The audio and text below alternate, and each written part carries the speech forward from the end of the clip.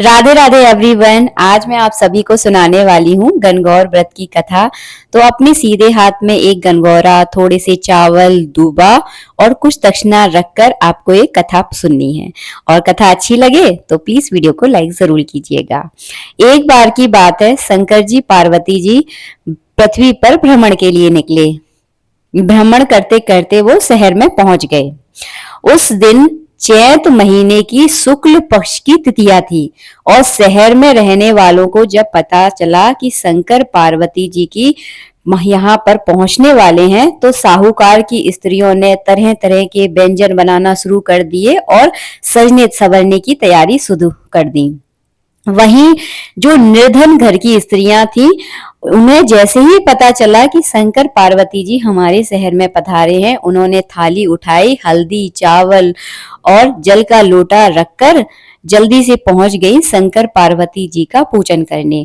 विधि विधान से शंकर पार्वती का उन्होंने पूजन किया और पार्वती जी ने प्रसन्न होकर हल्दी छिड़ककर उन्हें सदा सुहागन रहने का आशीर्वाद दिया।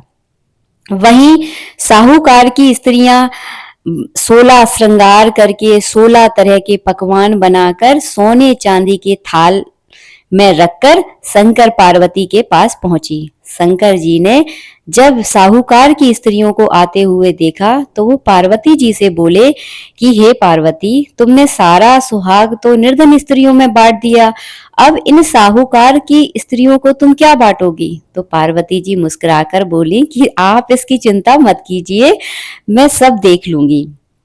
साहूकार की स्त्रियों ने शंकर पार्वती का विधि विधान से पूजन किया। जो 16 तरह के पकवान बनाए थे, उन पकवानों का उन्हें भोग लगाया और पार्वती जी ने प्रसन्न होकर अपनी उंगली चीरकर जो रक्त निकला वो उनके ऊपर छिड़क दिया, ताकि सभी स्त्रियां हमेशा सुहागन रहें और जिनके ऊपर जितना रक्त गिरा उन्हें उतना ही सुहागन रहने का आशीर्वाद प्राप्त हुआ।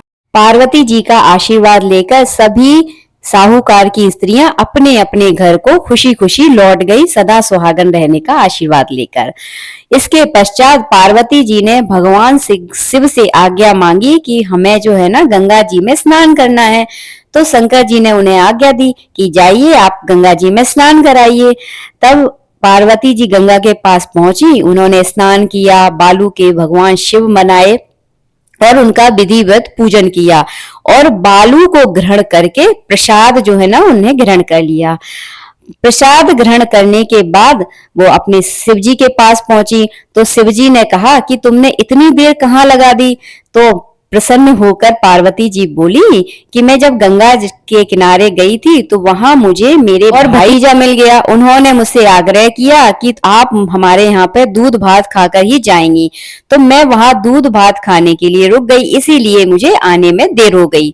शंकर जी इस बात का पता लगाने के लिए गंगा जी के किनारे जाने लगे। तभी पार्वती जी मन ही मन बड़ी उदास हो गई कि आज तो मेरी परीक्षा का ही दिन है। तो उन्होंने मन ही मन शिव जी का ध्यान किया कि अगर मैंने आपकी सेवा पूजा अगर सच्चे मन से की है तो जैसा मैंने शंकर जी से कहा है वैसा ही जो है ना सच हो जाए। ऐसे ही शिवजी गंगा के किनारे पहुंचे तो उन्होंने वहां जाकर देखा कि बहुत सुंदर सा महल वहां पे बना हुआ है।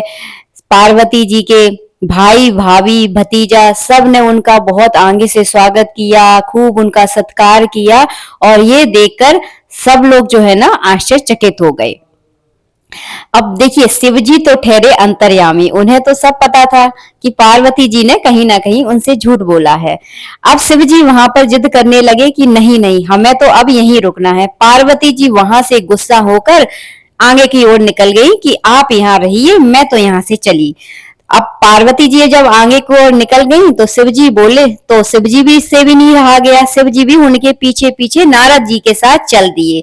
बहुत दूर जाकर पहुंचे और जब जाकर शिव जी को याद आया कि मैं अपनी कंठी माला तो गंगा के किनारे ही भूल आया हूं।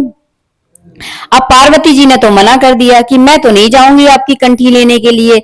तब नारद जी ने कहा कि आप दोनों मत जाइए, आप दोनों झगड़ा मत कीजिए, मैं जाता हूँ आपकी कंठी लेने के लिए।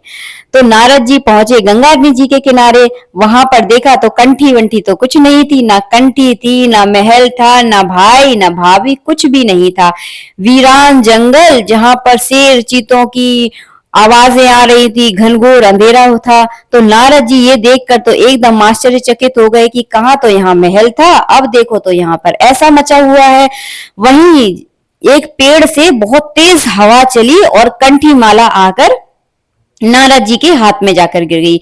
नारद जी घबराकर उस कंठी माला को लेकर शंकर जी के पास पहुंचे। उन्होंने पूरा विधान शंकर जी को सुनाया। तब शंकर जी मुस्कुराकर बोले, नारद ये सब तो पार्वती जी की माया है, हमसे वो पार्थिव शिव की पूजा अर्चना छुपाना चाहती थी, इसीलिए उन्होंने ये झूठ हमसे बोला। जो पूजा छुपाकर जितनी गुप्त रहकर की जाती है उसका फल उतना ही ज्यादा दुगना होता है।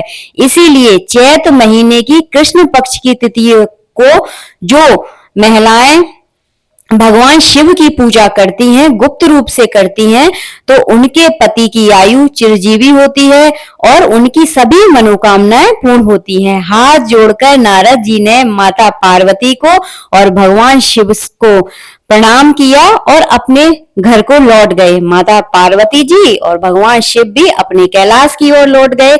तो यही आशय निकलता है कि इस दिन गणगौर के दिन जो स्त्री गुप्त रूप से पूजा करती है, भगवान की शिव आराधना करती है, उसके पति की आयु चिरजीवी होती है, सुहागन रहने का उन्हें सुख प्राप्त होता है, हर मनोकामनाएं उसकी पूर्ण होती हैं। इसीलिए हर सुहागन को इस दिन पूजा व्रत जरूर करना चाहिए। आशा करती हूँ वीडियो आपको पसंद आया होगा। आपके सीधे हाथ में जो भी सामग्री है वो सारी सामग्री आप गणगौर माता पे चढ़ा दीजिए।